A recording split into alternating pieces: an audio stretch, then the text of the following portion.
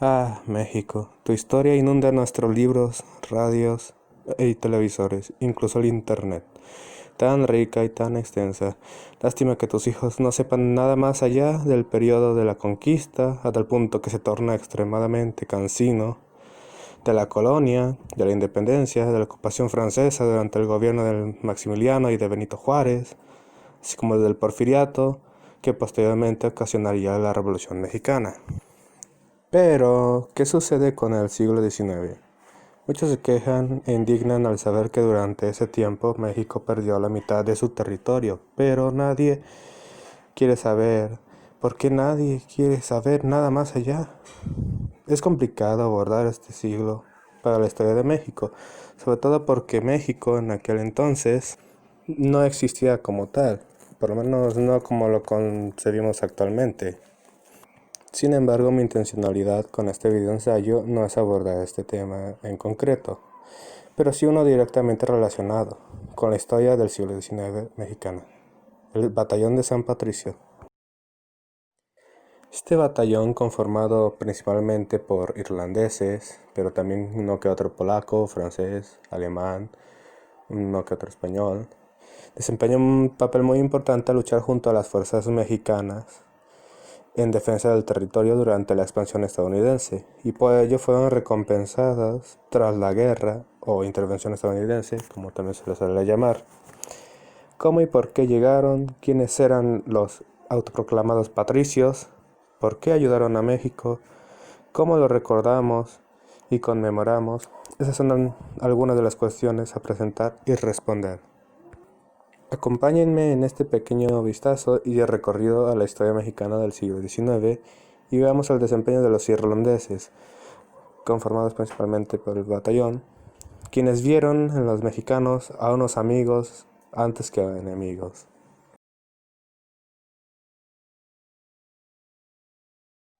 Previo a la intervención estadounidense en México ocurrieron varias cosas. Primeramente se encontraban los conflictos políticos entre conservadores y liberales, quienes se peleaban por no ponerse de acuerdo en la formación, estructuración y establecimiento del Estado mexicano, así como en la concepción nacionalista de la mexicanidad. Por un lado se encontraron los centralistas y por otro los federalistas, cada grupo dependiendo de sus intereses e ideales sociales, políticos y económicos, habiendo moderados y radicales, como en todo movimiento ideológico.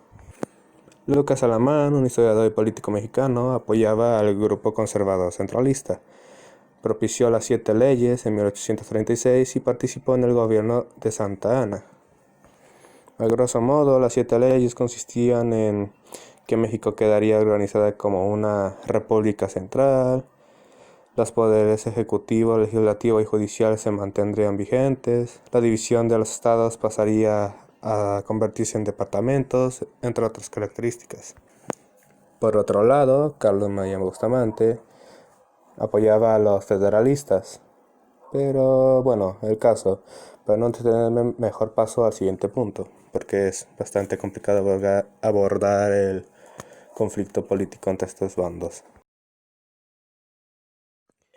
La formación de la República de Texas ocasionaría la guerra entre los Estados Unidos y México, ya que una vez formada esta república en 1835, pues sirvió como un pretexto para el expansionismo estadounidense, ya que se exigió una indemnización a México por esta guerra, y debido al rechazo por parte de los mexicanos, se iniciaría este conflicto en 1845. En el año 1845, al otro lado del mar, aconteció un hecho que cambiaría el panorama americano durante este conflicto bélico. Se trata de la Gran Hambruna Irlandesa, que obligó a muchos irlandeses a abandonar sus hogares en búsqueda de uno nuevo en el continente americano, concretamente en el país recién formado, Estados Unidos. Esta hambruna mató a más de 1 millón de personas, razón por la que se embarcaron muchísimas damnificados. Se estima que fueron 1,5 millones aproximadamente. Esto fue ocasionado por una plaga que amustió las cosechas de papas, el cual era el alimento principal para los irlandeses en aquel entonces, debido a las limitaciones que imponía el gobierno inglés, ya que Básicamente, Irlanda era una colonia inglesa y los ingleses abarcaban todos los recursos y bienes, dejando a los irlandeses ser dependientes completamente de un solo cultivo, en este caso de las papas. Al morirse las papas, pues también se murieron ellos. Imposibilidad que había para obtener más alimentos, decidieron embarcarse al continente americano. Y una vez desembarcados, obtendrían un nuevo hogar, trabajo y una nueva patria, y con ello servicios para con esta nación.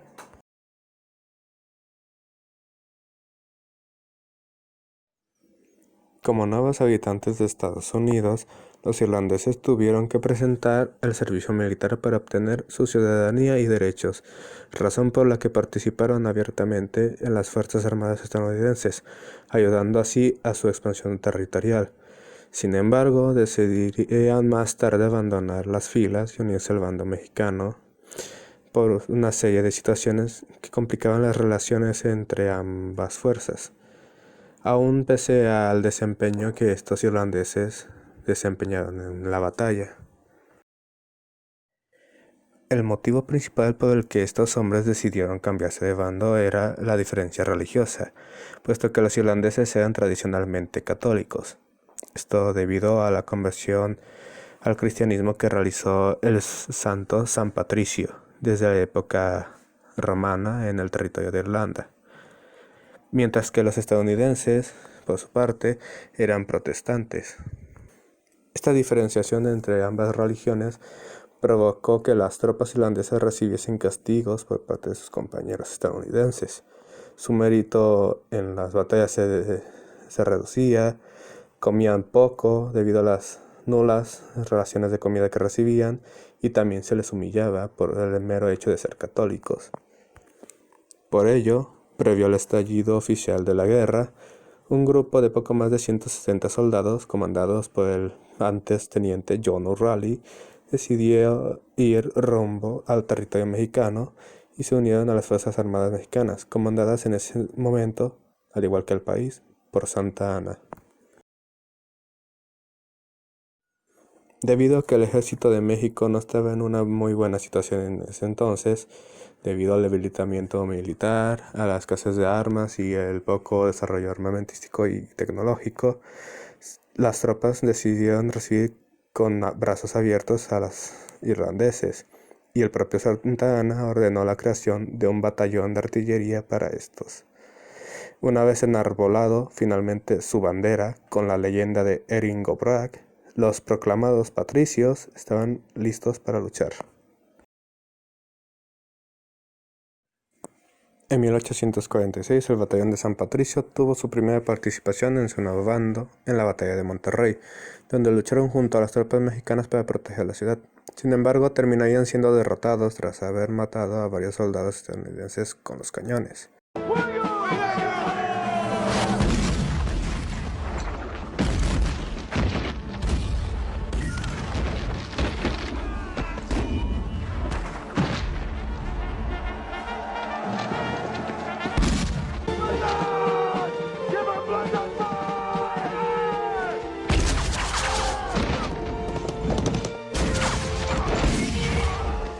Y pese a que la ciudad se rindió, la popularidad del batallón de San Patricio fue en aumento, provocando que sus filas se engrosaran con nuevos miembros, desertores irlandeses del bando estadounidense. Al final, el batallón llegó a albergar a casi 1000 soldados, y su fama no dejó de crecer. En 1847 se libró la batalla de la Angostura o de Buenavista, en la cual los patricios lograron hacer frente a los estadounidenses y robarles algunas piezas de artillería al término de esta. Lamentablemente, tuvieron que replegarse tras la derrota inminente de la batalla. Lo que no se lograba en victorias de terreno, los patricios lo compensaban con las bajas enemigas que realizaban al frente estadounidense. En esta misma batalla participó Santa Anna, pero al igual que los patricios y las tropas mexicanas, tuvo que huir. El 20 de agosto de 1847 aconteció la última batalla de los patricios, tras ser rodeados en el convento de Santa María de Churubusco. Durante la batalla hubo intentos de rendición por parte de las tropas mexicanas, pero los patricios detenían a todo aquel que intentase izar la bandera blanca. Pese a todo intento de resistir el ataque, las fuerzas mexicanas y los patricios fueron incapaces de seguir. Al final, los miembros del batallón fueron capturados. Let's get him inside! Come on, inside! Paddy! Paddy! He's gone! Paddy!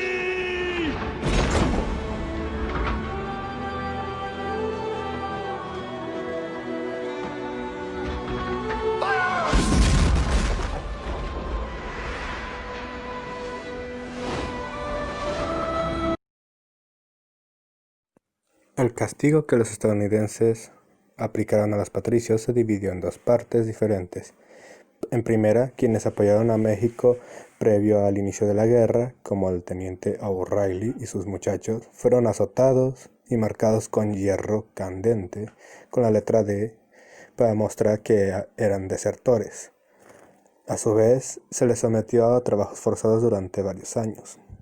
Mientras que en el caso de aquellos que se cambiaron de banda durante el transcurso del conflicto, fueron ahorcados. Sin embargo, no quedó ahí la cosa. La ejecución se llevó a cabo durante el asedio y toma del castillo de Chapultepec, y no se realizó sino hasta que la bandera de Estados Unidos sustituyó a la de México en la punta del asta del castillo. Todo bajo órdenes de Winfield Scott.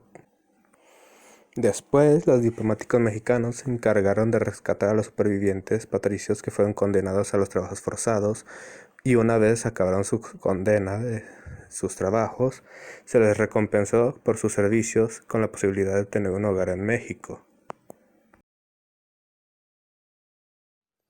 Pese a que la guerra concluyó con la derrota de México y la pérdida de la mitad de su territorio, la labor del Batallón de San Patricio fue conmemorada a través de distintas acciones. En primera, en el Museo Nacional de las Intervenciones, situado en la Ciudad de México, está expuesta una placa conmemorativa hacia el batallón. En segunda, en la Cámara de Diputados de México, el nombre del Batallón de San Patricio yace junto al resto de personajes nacionales en letras doradas. En tercera, el gobierno mexicano donó a Irlanda un busto del teniente John O'Reilly y la colocaron en Clifton, su pueblo natal, como agradecimiento por su participación. Y finalmente está el hecho de que el Día de San Patricio se celebra en México cada 17 de marzo y es acompañado de un desfile militar con soldados que marchan al son de las gaitas y ondeando la bandera de Irlanda.